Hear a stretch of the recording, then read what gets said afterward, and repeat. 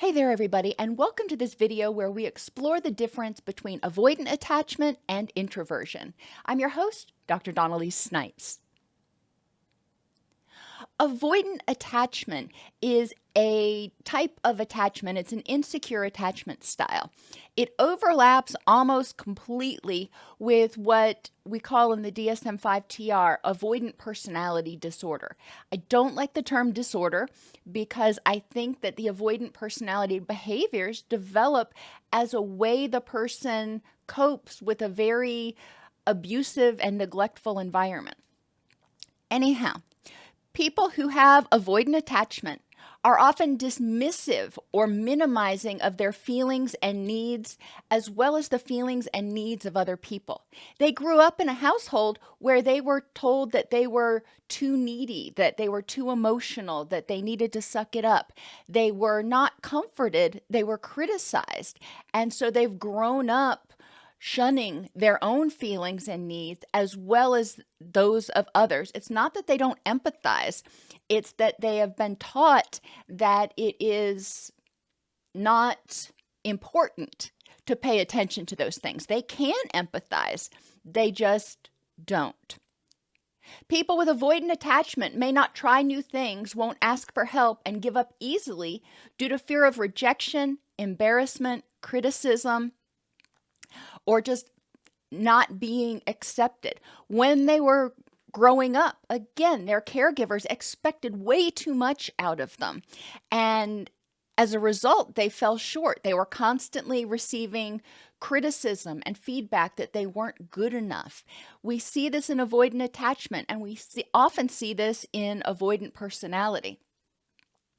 They feel shame for expressing emotion. We already talked about that.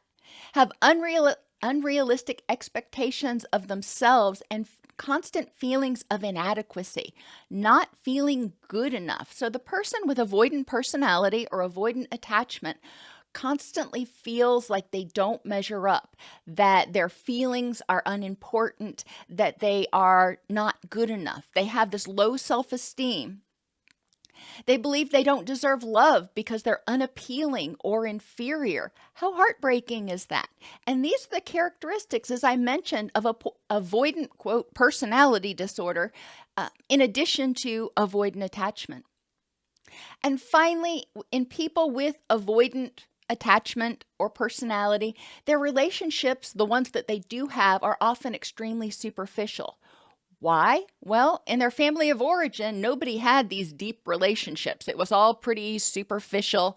Anyhow, they were taught that their feelings and thoughts didn't matter. And they were taught that if you let anybody in, if you're vulnerable, you're going to get criticized and you're going to get hurt. So as adults, their relationships tend to be on the surface.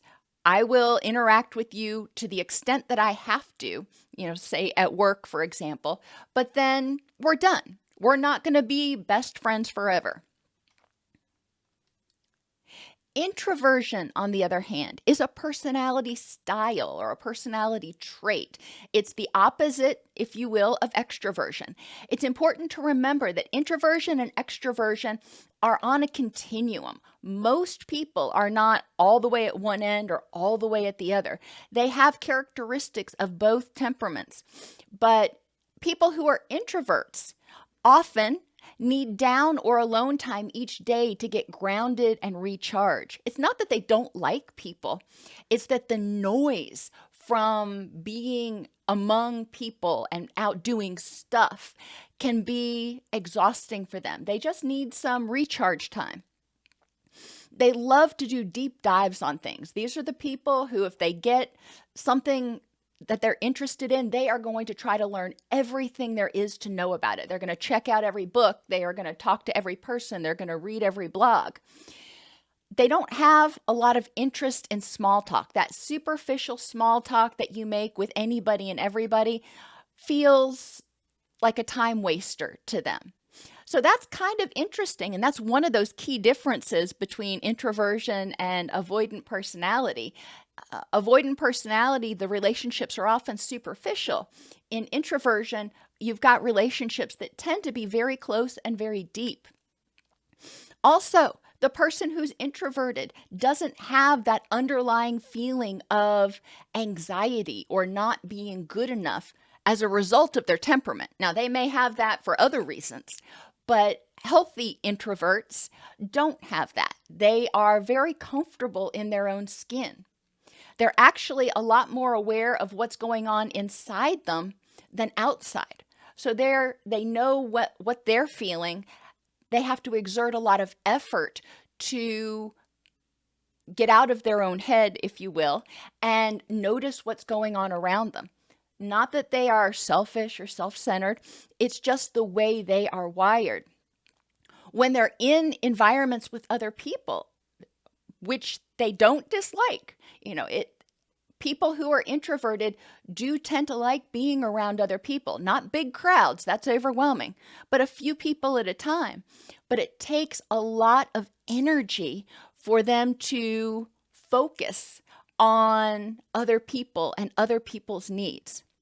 Now, some people who are introverts, interestingly enough, are highly sensitive people. They're aware of what's going on inside them, and they're also very aware of what's going on around with others. And when they get into an environment in which there's lots of people around, it's like the volume gets turned up to its max amount, and they're just getting all this stimulus and input, and it's overwhelming. Again, this overwhelmingness or this input, this is not the result of hypervigilance or trauma or anything else. It's just the way introverts are. My daughter is an introvert.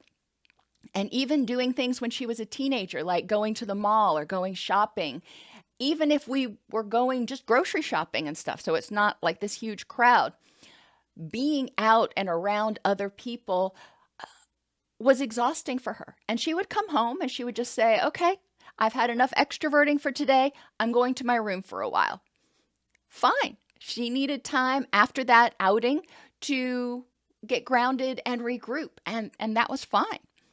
People who are introverts tend to have a few close friends. Extroverts have a lot of acquaintances. They have never met a stranger, if you will. People who are introverts have a few close friends. When they go out and do things, they like to do things either by themselves or with a couple of people.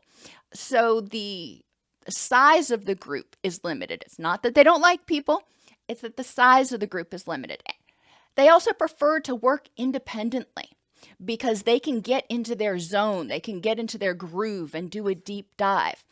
They don't mind collaborating on projects, but they prefer to have each person have their own task, and then you get together and share, and then each person go and do the next step, and then you get together and share, instead of 4 people trying to work on the exact same thing at the exact same time.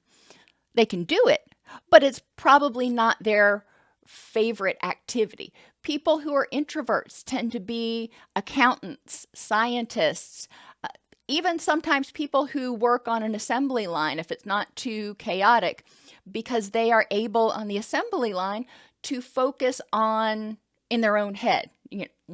A lot of times when people work on assembly lines, they're not chatting with all of the people around them. They've got to focus on what they're doing. And people who are introverted, because they get into that groove, they get into that zone, if you will, they often dislike interruptions. And I said multiple times that people who are introverts don't dislike other people, because that is a huge misconception.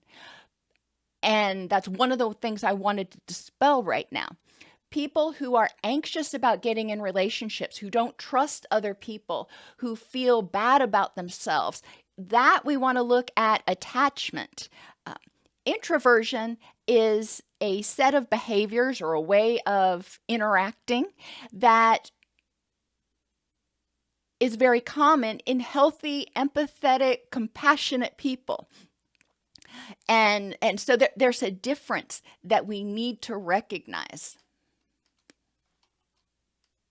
If the videos on this channel have been helpful for you, please support us in our mission to make high-quality, practical content available to everyone. You can donate at DocSnipes.com. docsnipes.com/donate, join the channel at docsnipes.com/join, or purchase a thanks on any particular videos that you like. People who have avoidant personality or attachment are often haunted by an underlying fear of rejection or sense of shame. Sometimes people who are avoidant may have lost hope in others, so they truly just don't care about getting in relationships.